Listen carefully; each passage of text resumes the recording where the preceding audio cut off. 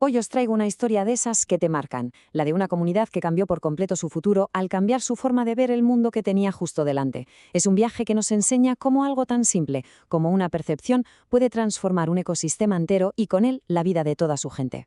Fijaos en esta frase, tan sencilla y a la vez tan increíblemente profunda. Este es el corazón de toda la historia.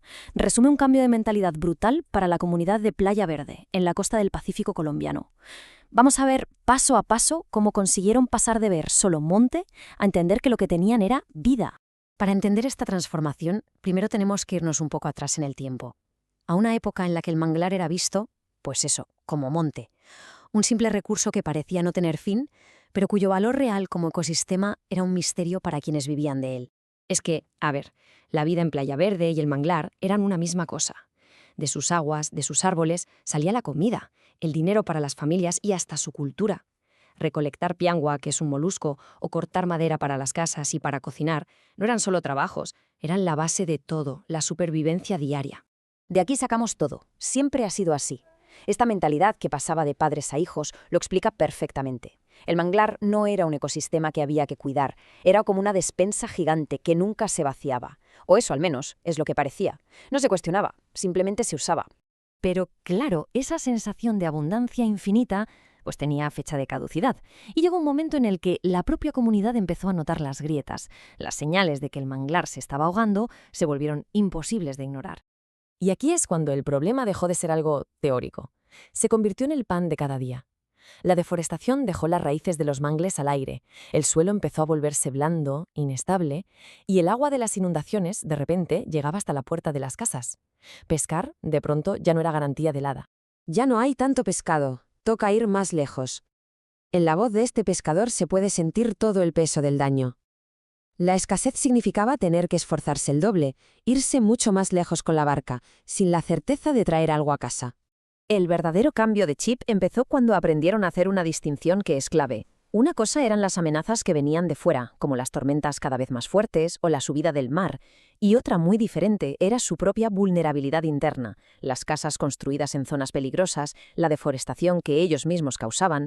Entender que no podían evitar la lluvia, pero sí reforzar su propia casa, fue un momento decisivo.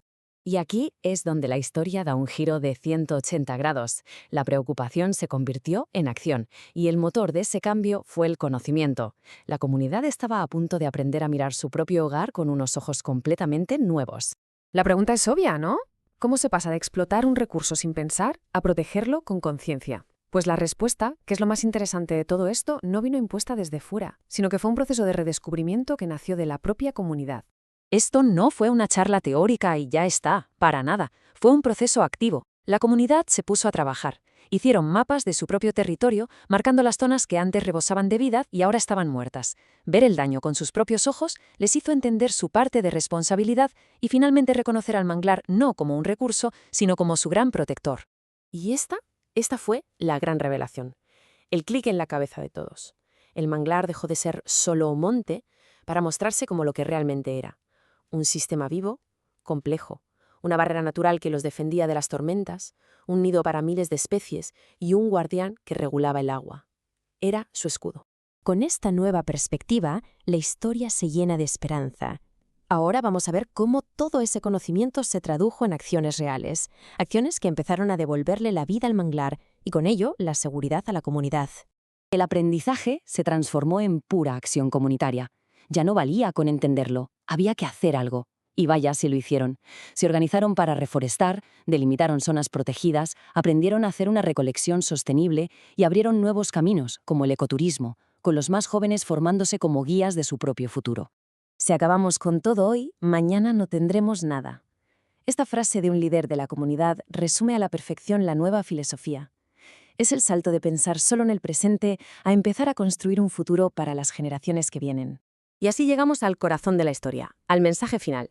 Cuidar el manglar se convirtió literalmente en cuidar la vida. Vamos a ver el impacto tan profundo y duradero que esta transformación ha tenido en el futuro de esta gente. Recordemos por un momento la cruda realidad a la que se enfrentaban. Sin la protección del manglar, su futuro pintaba así. Una costa totalmente expuesta, casas inundándose cada 2 por 3 y una vida en riesgo constante. Un panorama desolador, la verdad. Pero ahora contrastemos eso con la realidad que están construyendo. Con un manglar sano, el panorama es radicalmente opuesto. Ahora tienen una barrera natural que los protege, un ecosistema lleno de vida que sostiene su economía, y lo más importante de todo, la tranquilidad de un futuro mucho más seguro. Y con esta frase cerramos el círculo.